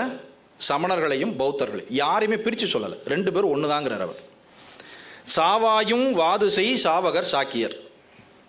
இங்கே சாவகர் என்பவர்கள் சமணர்கள், இல்லறத்தார். அப்போ அங்கே திகம்பரர்கள் மட்டும்தான் வாது செஞ்சாங்களான்னு இல்லை, இவனும் சேர்ந்து தான் செஞ்சான். சமணர்கள் ஐயா ஒரு கேள்வி கேட்டாங்க. இவங்க கேள்வியே கேட்கல, சம்பந்தர் கேள்வியே கேட்கல, அவங்க சும்மா பக்தியை மட்டுமே போதும் போதும்னு பாடிட்டு போயிட்டாங்க அப்படின்னு சொன்ன. கேள்வி எல்லாம் போதுங்கிற அளவுக்கு கேட்டவன் சமணன். இந்த மைக்குன்னா என்ன? யாராவது இந்த பாலகங்காதர திலகருடைய பகவத்கீதை மொழிபெயர்ப்பு வாட்சி பார்த்தீங்கன்னா தெரியும். அவர் உண்மைன்னா என்னன்னு ஆரம்பித்து ஒரு 50-60 பக்கத்துக்கு விளக்க எழுதியிருப்பார். படிச்சிங்கன்னா மண்டை காஞ்சி போயிடும். பகவத்கீதையை பின்னால் பரப்புனதில் மிக முக்கியமான பங்கே இஸ்கானுக்கு தான் இருக்குது. அவன் எளிமையாக எழுதிட்டு போயிட்டான். பாலகங்காதர திலகர் அது முயற்சி பண்ணார், ஆனால் அது நடக்கலை. எதுக்காக சொல்ல வரேன், ஒரு தத்துவத்தை நீங்கள் சொல்லும் பொழுது வெகுஜன மக்களுடைய மதமாக நீங்கள் மாற வேண்டும் என்று நினைத்தால் அவனுக்கு புரிகிற மொழியில் சொல்லணும். இந்த இடத்துல அவர் சொல்கிறாரு, சாவாயும் வாது செய் சாவகர் சாக்கியர். அவனுடைய இயல்பான குணத்தை சொல்ல, எப்போ பார்த்தாலும் அவன் தர்க்கம் பண்ணுவான். தர்க்கம் தர்க்கம் தர்க்கம் தர்க்கம். இரண்டாவது, அவங்ககிட்ட இருக்கக்கூடிய மிக முக்கியமான ஒரு குணம் என்னென்னா கடுமையான விரதம். இன்னொரு பாட்டில் திருவலஞ்சொல்லியில் சொல்கிறார், வீடும் ஞானமும் வேண்டுதீரேல் விரதங்களால் வாடி ஞானம் என்ன ஆவதும் அப்படிங்கிறார். உனக்கு வீடு வேணுமா, முக்தி வேணுமா, ஞானம் வேணுமா, விரதத்தை போட்டு ஏன்பா இப்படி போட்டு பாடாப்படுத்துறீங்க, உங்கள் உடம்பை போட்டு எதுக்கு படுத்துறீங்க? இறைவனை வழிபடுங்கள். பூத்தூவி திருவலஞ்சொலியில் இருக்கக்கூடிய இறைவனை வழிபடுங்கள் அப்படின்னு ஒரு கேட்குறேன். சமணர்கள் மிக கொடுமையான அளவில் தர்க்கத்தினுடைய எல்லைக்கே போய் அவங்க தர்க்கம் பண்ணுறதுனால தான் ஞானசம்பந்தர் தம்முடைய சைவ ஸ்தாபன பதிகமாகிய வாழ்க அந்தனர் பதிகத்தில் ஒரு பாட்டில் சொல்கிறார், ஏதுக்களாலும் எடுத்த மொழியாலும் மிக்கு சோதிக்க வேண்டா, சுடர் விட்டு உளன் எங்கள் சோதி, மா துக்கம் நீங்கள் உருவீர் மனம் பற்றி வாழ்மீன்கள். சமண சமயம் வாழ்க்கை வாழ்வதற்கான ஒரு நம்பிக்கையை கொடுப்பதில் அது தோல்வி அடைகிறது. சைவ சமயம் வாழ்க்கையை வாழ்வதற்கான நம்பிக்கையை முழுவதுமாக கொடுக்கிறது. மண்ணில் நல்ல வண்ணம் வாழலாம் என்பதற்கு இணையான வார்த்தையை நீங்கள் வேறு எந்த நூல்லையாவது காமிச்சிருங்க. அது மட்டும் இல்லாமல் பெண்களை சமமாகவே அது கருதுகிறது. பெண்ணில் நல்லாளோடும் பெருந்தகை இருந்தது. எல்லா இடத்துலையும் அம்பிகையோடு சேர்த்து தான் சொல்லலாம். காரைக்கால் அம்மையார் ஒன்றுமே சொல்லவில்லை, ஐயா சொல்லிட்டு போனாங்க. அருளே உலகலாம் ஆழ்விப்பது அம்மையார் சொல்லியிருக்காங்க. அறிவிப்பான் தானே, அறிவான் தானே, இதெல்லாம் தத்துவம் இல்லாமல் வேறு என்னது? ஒரு தத்துவங்கிறது உடனே வந்துடுமா? ஞானசம்பந்தர்கிட்ட மட்டுமா தத்துவம் வந்தது? காரைக்கால் அம்மையாருக்கு முந்தியும் சைவ சித்தாந்த தத்துவம் இருந்தது. பாசுபதம் அதனுடைய தாய் என்று சொன்னால் பாசுபதத்தினுடைய பல்வேறு கிளைகளில் ஒன்று சைவ சித்தாந்தம், அல்லது பாசுபதத்துக்கு இணையாக இன்னொரு கிளையாக இருந்தது சைவ சித்தாந்தம். அந்த சைவ சித்தாந்த கொள்கை தமிழ்நாட்டிலே காரைக்கால் அம்மையார் வழியாக வெளியே வருகிறது. காரைக்கால் அம்மையார் தம்முடைய பாடல்களில் மிக தெளிவாக தத்துவத்தை சொல்லியிருக்கிறார். வெறும் சுடுகாட்டு தெய்வமாக இறைவனை சொல்லவில்லை. சுடுகாட்டு தெய்வமாக இருந்தால் அருள் என்ற வார்த்தை எப்படி வரும்? அந்த அருளே உலகலாம் ஆழ்விப்பது என்ற வார்த்தையே பின்னாளில் சிவஞான போதத்திலும் சிவஞான சித்தியாரிலும் பல்வேறு செய்யுட்களாக விரிகின்றன. ஞானசம்பந்தரும் அப்பரடிகளும் சுவாமிக்கும் அம்மைக்குமான உறவை மிக தெளிவாக அற்புதமான அந்த நிலையை காட்டியிருக்கிறார்கள். அப்பரடிகளுடைய அந்த மாதர்பிறை கன்னியானை பாடல் எல்லோருக்கும் தெரியும். நிற்பதும் காண்பதும் எல்லாம் சிவமும் சத்தியமாக பார்த்தார் என்று பெரிய புராணம் சொல்கிறது. அப்போ ஆணும் பெண்ணும் சேர்ந்தது உலகம். இந்த ஆணும் பெண்ணும் சேர்ந்து நிற்பதற்கு தேவை நம்பிக்கை. அந்த நம்பிக்கையை கொடுப்பது சைவம். சமணம் அந்த நம்பிக்கையை கொடுப்பதில் தோல்வி அடைந்தது. அது முழுக்க முழுக்க தர்க்கமாகவே சிந்தித்து உணர்வுகளை அது மலினப்படுத்தியது. உணர்வுகளுக்கு அது இடம் கொடுக்கவில்லை. அதனால் அது கலைக்கு இடம் கொடுக்கவில்லை என்ற வாதமும் சரியாக இருக்கக்கூடும். அப்படியானால் மதுரை காஞ்சியில் வரக்கூடிய அந்த பள்ளியில் அவர்கள் வழிபட்டார்கள். அப்போ அந்த பள்ளி எப்படி இருந்திருக்கும்? அந்த பள்ளியில் சிற்பங்கள் இருந்திருக்கிறதா? இருந்திருக்கும். அவங்க ஒரு அளவோடு தான் நின்றுருப்பாங்க. அதனால தான் பிற்காலத்தில் ஜெயினர்கள் கூட வியாகரணம் எழுதுகிறான், ஜோதிடம் வானியல் எழுதுகிறான், அப்புறம் கணித நூல் எழுதுகிறான். ஆனால் எங்கேயுமே அவன் கலை நூல் எழுதுன மாதிரி தெரியல எனக்கு. ஓவியம் எப்படி செய்யணும், சிற்பம் எப்படி செய்யணும், அதெல்லாமே இந்த பக்கம் தான் நடக்குது. அறிவும் உணர்வும் சமநிலையில் இருந்தால்தான் மனிதன் வாழ முடியும் என்பதில் மிக தெளிவு. அதை ஞானசம்பந்தர் சொல்கிறார். ஞானசம்பந்தர் தம்முடைய பாடல்களிலே வெறுமனே பக்தியை மட்டும் பாடிட்டு போயிட்டாருங்கிறத வையாபுரி பிள்ளை இந்த இடத்துல ஒரு தப்பு செய்கிறார். என்ன சொல்கிறாருன்னா, தர்க்கமாகவே விளங்கிய சமணத்தை பக்தி என்ற வெறி அலை தள்ளி கொண்டு போய்விட்டதுன்னு எழுதுறாரு. என்ன, அவர் அத்வைதி என்பதனால் அப்போ சொல்லியிருக்கலாம் என்று நினைக்கிறேன். வைதிக சமயங்கள் பக்தியையே பெருந்துணையாக கொண்டு அந்த நெறியையே வலியுறுத்தி வந்தன. உணர்ச்சி மேலிட்டால் எழுந்த இப்பக்தி நெறி வெகு விரைவில் தர்க்க நெறியை புறங்கண்டு விட்டது. நாடு முழுவதும் பக்தி பெருவெள்ளம் பறந்து பாய்ந்து தர்க்கமாகிய பெரு நெருப்பை அவித்து விட்டது அப்படின்னு சொல்றார். யார்? வையாபுரி பிள்ளை. ஞானசம்பந்தர் வெறும் பக்தியை மட்டுமே சொல்லலை. ஞானசம்பந்தரோ அவருக்கு பின்னால் வந்த சமய குறவர்களோ அந்த பக்தியின் ஊடே அவர்கள் தத்துவத்தை பொதிந்து வைத்திருக்கிறார்கள். தேவையானவனுக்கு தத்துவம் தேவை, மற்றவங்களுக்கு பக்தி போதும். பக்தி என்பது சங்கராத்வைதம் சொல்வது போல் அது கீழ்நிலை அல்ல. சைவ சித்தாந்தத்தில் பக்தி மேலே வரைக்கும் வருது, முக்தி நிலை வரைக்கும் வருது. முக்தி அடைந்த பின்னரும் நீ கோயிலுக்கு போகணும் சிவஞான போதும் உத்தரவு போடுது. எதற்காக? உன்னுடைய ஆணவமலம் உள்ளே வந்துடக்கூடாதுங்கிறதுக்காக. பக்தி என்பதை அப்படித்தான் நம்ம பார்க்கணும். அப்படி தான் ஞானசம்பந்தர் சொல்கிறார். இதில் மிக முக்கியமாக மதுரை பதிகத்தில் ஞானசம்பந்தர் எல்லா பாடல்களையும் தம்முடைய 9வது பாடல்களில் சமணர்களையும் பௌத்தர்களையும் அவர் சாடுகிறார். மக்களுக்கு அறிவுரை சொல்லுகிறார். நீங்கள் சமண பௌத்தர்களுடைய அறிவுரைகளை கேளாதீர்கள், அவர்கள் பொய் பேசுகிறார்கள், அவர்கள் வஞ்சகர்கள், முரட்டர்கள், பிரட்டர்கள், முட்டைகள்னு என்னெல்லாமோ சொல்கிறார். இது எல்லாத்தையும் வச்சுருங்க, இதுவெல்லாம் ஒரு பக்கம் இருக்கட்டும். இப்போ நம்ம ஆள் கேள்வி கேட்குறார். யார் ரகுராம், நீங்கள் எங்கேயா தத்துவத்தை பேசுனீங்க? தத்துவமே பேசலையே, நீங்கள் வெறும் பூவை மட்டும் போட்டு போகிறேன்னு சொல்லிட்டீங்களே அப்படின்னார்ல. நம்ம ஆள் இப்போ ஞானசம்பந்தர் சொல்கிறார். மதுரையில் வந்து இறங்கின உடனே மங்கையர்க்கரசியார் பார்த்த உடனே இது சிறுவயது பாலகனாக இருக்கிறாரே, இவர் எப்படி அந்த சமணர்களை எதிர்த்து எப்படி இவர் வாதிடப் போகிறார் என்று தெரியவில்லையே அப்படின்னு சொன்ன உடனே ஞானசம்பந்தர் ஒரு அற்புதமான பதிகத்தை அருளி செய்கிறார். மானிநேர்வழி மாதராய் வழுதிக்கு மாபெரும் தேவிகள் என்று அந்த பாடல் தொடங்குகிறது. இந்த பதிகம் முழுக்கவும் இந்த பதிகத்தில் மட்டும்தான் சமணர்களுடைய உறைவிடம், அவங்களுடைய மொழி, அவங்களுடைய பண்பாடு, அவங்களுடைய கொள்கை, அவங்களுடைய அன்றைய நிலை இவ்வளத்தையும் புட்டு புட்டு வச்சிருக்கார். தமிழ்நாட்டில் இருந்த எந்த ஆய்வாளர்களும் இந்த பதிகத்தையும் இன்னொரு 2 வரியையும் கவனிக்கவே இல்லை. அது ஏன்னு எனக்கே தெரியல. மாராசமாணிக்கனார் உள்பட எல்லாரையும் நான் தேடி பார்த்துட்டேன், ஒருத்தரும் ஒன்றும் சொல்லலை. ஆனால் மாராசமாணிக்கனார் இதுக்கு வந்து இன்னொரு ஒரு இடத்துல ஒரு பொருள் சொல்கிறார். அதையும் நான் சொல்லிடுறேன்.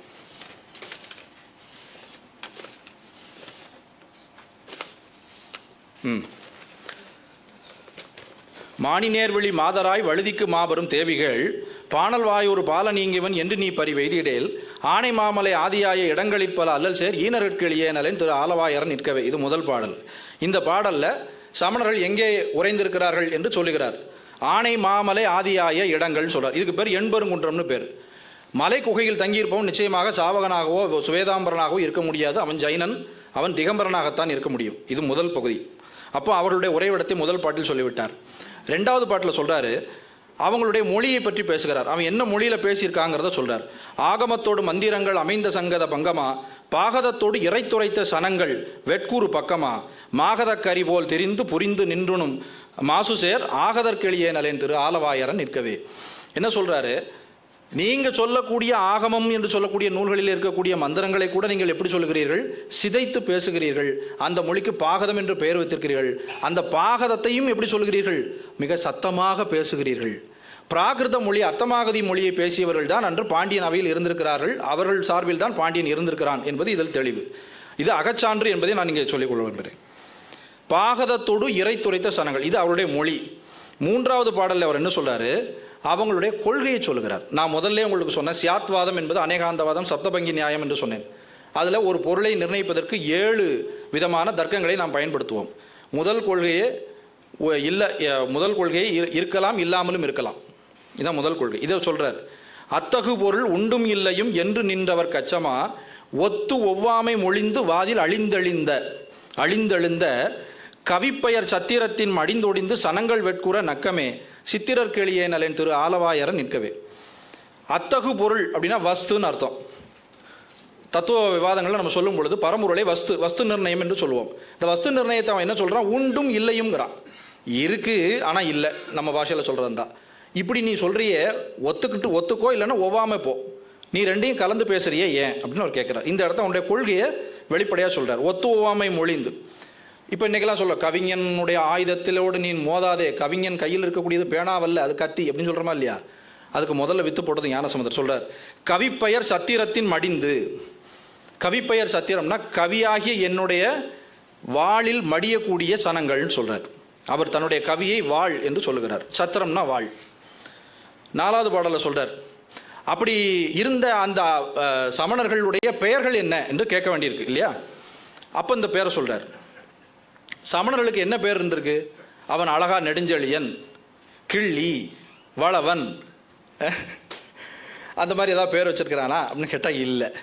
அவன் தமிழன் தானையா, தமிழ் சமணன் நம்ம சொல்கிறோமே. இப்போ அப்படி ஒரு கொள்கை இருந்த மாதிரி இருந்ததா சமணன்ட்ட அப்படின்னு கேட்டால் அவர் சொல்கிறார், சந்துசேனனும் இந்துசேனனும் தர்மசேனனும் கருமைசேர் கந்துசேனனும் கனகசேனனும் முதலதாகிய பெயர்களா. இன்று வரைக்கும் இந்த பெயர்கள் இருக்கின்றன என்று நான் சொல்ல வருகிறேன். சேனன் என்று முடியக்கூடிய பெயர்கள் உள்ளவர்கள் இன்றைக்கும் இருக்கிறார்கள். அவர்கள் மதத்தில் இன்றைக்கும் இருக்கிறார்கள். இதில் 2வது சொல்றார், தர்மசேனன் சொல்றார். இந்த தர்மசேனர் என்ற பெயர் அப்பரடிகள் தம்முடைய முந்தைய அந்த சமண சமயத்தில் இருந்த பொழுது அவருக்கு வழங்கப்பட்ட மடாதிபதியினுடைய பெயர் இது, தர்மசேனர் என்ற பெயர். அடுத்த வரி தான் மிக முக்கியம். மந்தி போல் திரிந்து, குரங்குகள் ஒரு இடத்தில் நிலையில்லாமல் நிற்பது போல நீங்கள் என்ன செய்றீங்க? ஆரியத்தோடு செந்தமிழ் பயன் அருகிலா அந்தகர்க்கு எளிய நலன் திரு ஆலவாயரன் நிற்கவே. சமணர்கள் 2 மொழிகளுடைய பயன்களையும் முழுமையாக தூய்க்கவில்லை என்று வெளிப்படையாக அடிக்கிறார். ஒரு நண்பர் கேட்டார், ஆரியம்னா அப்போ அது பிராகிருதம் தானே, வடமொழி தானே, வடமொழி என்ற சொல்லுக்கு பிராகிருதம் சம்ஸ்கிருதம் எல்லாமே சேர்ந்தது தானேன்னு கேட்டார். அப்போ ஏன் முதல் பாட்டில் பாகதத்தோடு இறை துரைத்த சனங்கள்னு சொன்னார்? அப்போ இங்கே ஆரியம் எது? சம்ஸ்கிருதம்.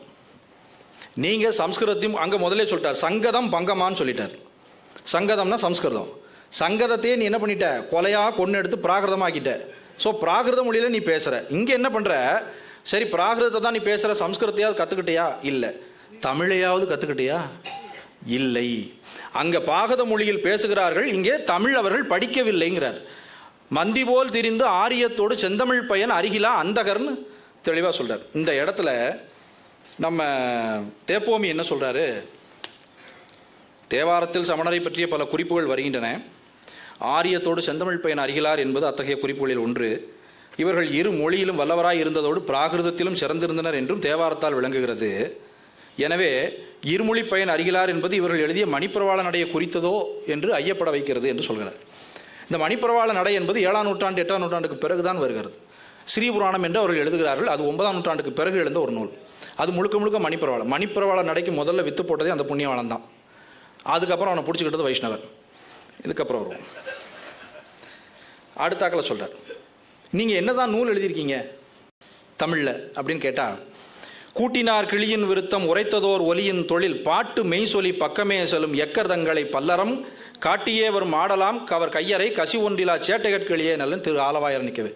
கிளி விருத்தம் என்று அவர்கள் ஒரு நூலை சொல்கிறார்கள். இன்னொரு அது கிடைக்கவில்லை. அப்பரடிகள் தம்முடைய பாடலில் நரி விருத்தம் என்று சொல்கிறார். நரி விருத்தமதாகவர் நாடரேன்னு சொல்லி ஒரு இடத்துல சொல்கிறார். அப்போ நரி விருத்தம் கிளி விருத்தம் இது எல்லாமே சமணருடைய நூல்கள் என்று சொல்கிறார்கள். இது 2மே இன்னை வரைக்கும் கிடைக்கல. நீங்கள் என்ன செய்கிறீங்க? கிளி விருத்தம்ங்கிற பேரில் என்னத்தையும் எழுதி வச்சுருக்கீங்க.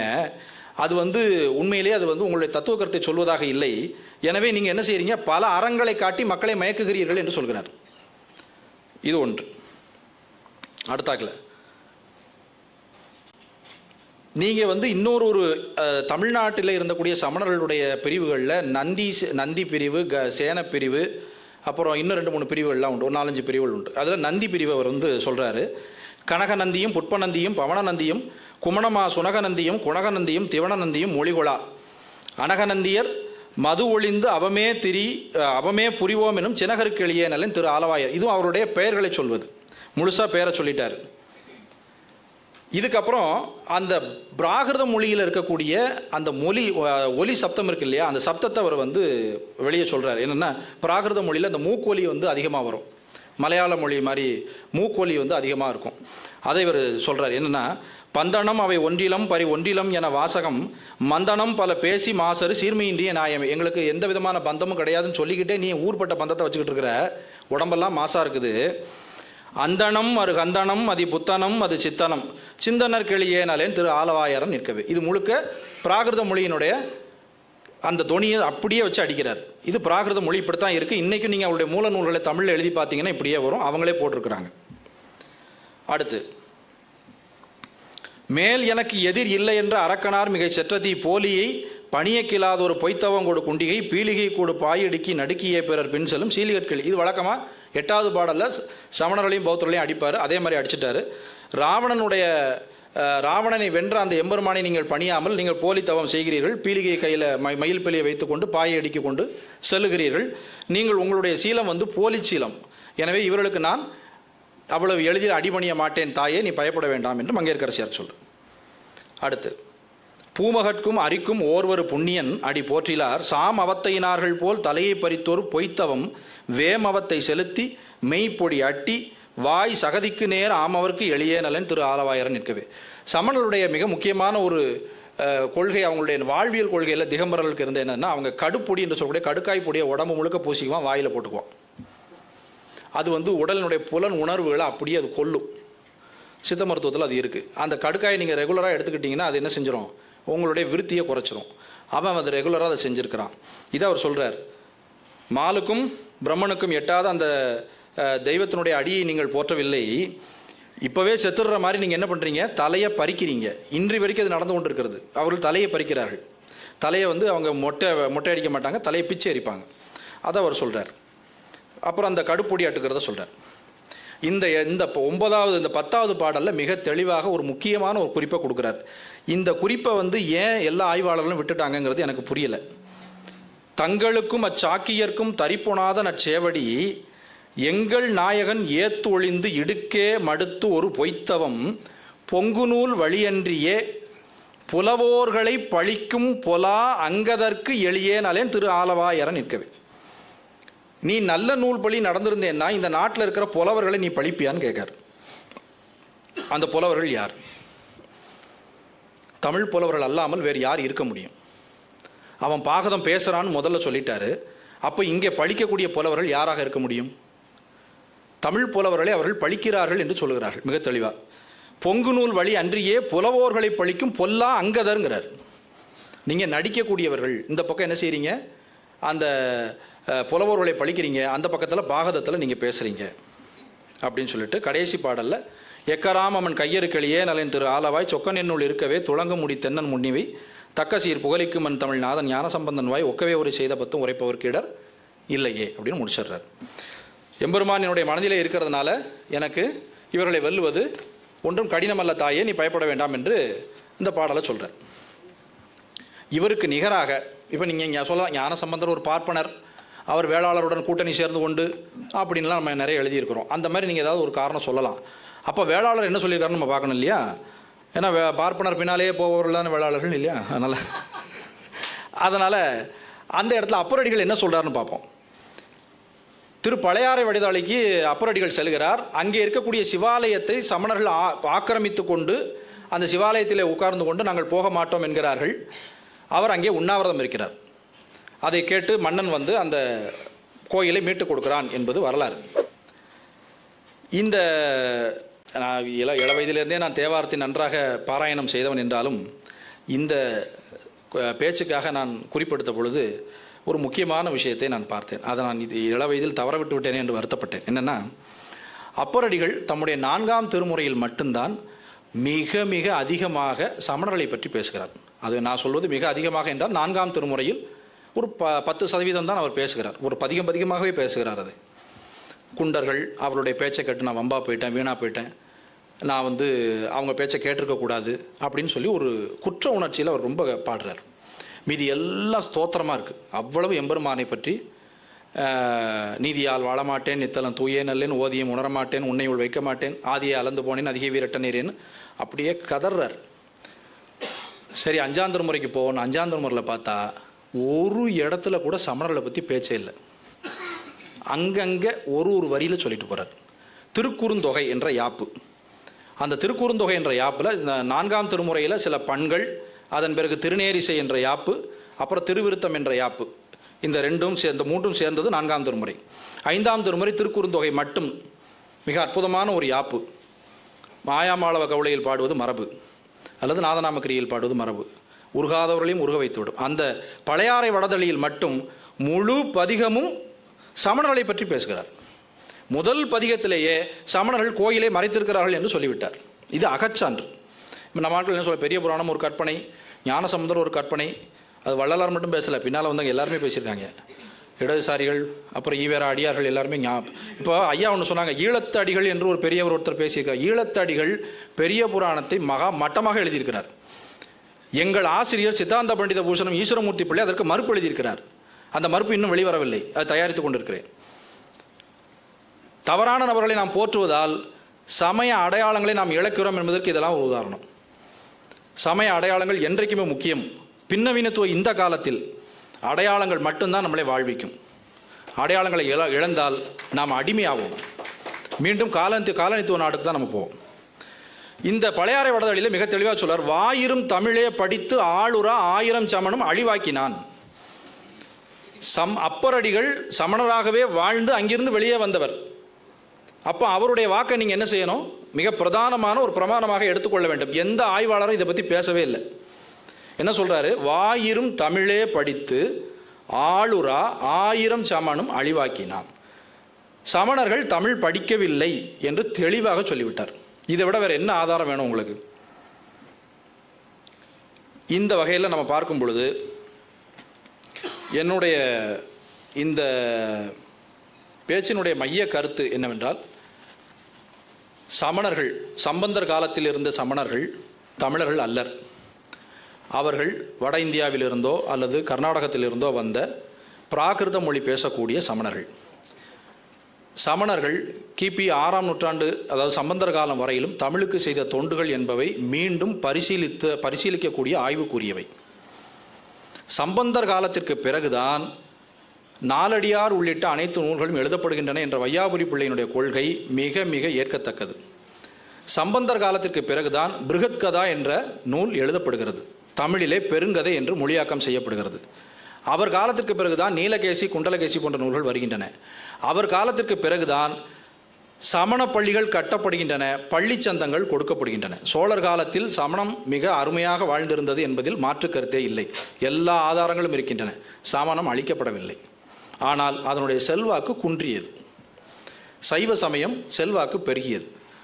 அரச மதமாக இருந்த சமணம் அதன் பிறகு கீழே இறங்கி சாதாரண நிலைக்கு வந்துவிட்டது. சாதாரண நிலை இருந்த சைவம் அரச மதமாக மாறியது. இந்த அரச மதமாக மாறிய இந்த சைவத்தினுடைய எழுச்சி ஒட்டுமொத்த பாரதத்தினுடைய போக்கையும் அடுத்த 1000 ஆண்டுகளுக்கு மாற்றி வைத்தது. அதற்கு முதல் காரணகர்த்தா ஆளுடைய பிள்ளையாரும் ஆளுடைய அரசுகளும் என்று சொல்லி இந்த அற்புதமான வாய்ப்பை கொடுத்தமைக்கு தமிழ் பாரம்பரிய அறக்கட்டளைக்கும் என்னுடைய கெழுதகை நண்பர் மதுசூதன் அவர்களுக்கும் நான் நன்றியை தெரிவித்துக் கொள்கிறேன். நன்றி.